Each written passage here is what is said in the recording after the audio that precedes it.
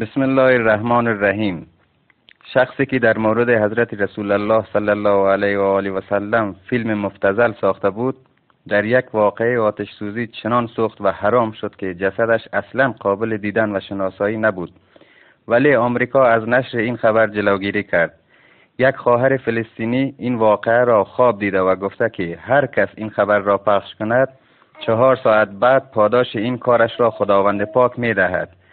شخص دیگری به نام محمد حضرت رسول الله صلی الله علیه و آله و سلم را در خواب دیده که به او گفته به تمام مسلمانان بگو کسی که این خبر را نشر کند خداوند بعد از 4 روز به او پاداش فراوان داده و خوشی بسیار نصیبش می شود و هر کس که نسبت به این خبر بی تفاوت باشد و نادیده بگیرد دچار ناراحتی و غم می شود.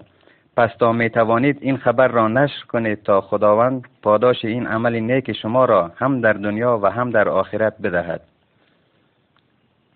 این خبر را نادیده نگیرید و تا جایی که می توانید نشر کنید.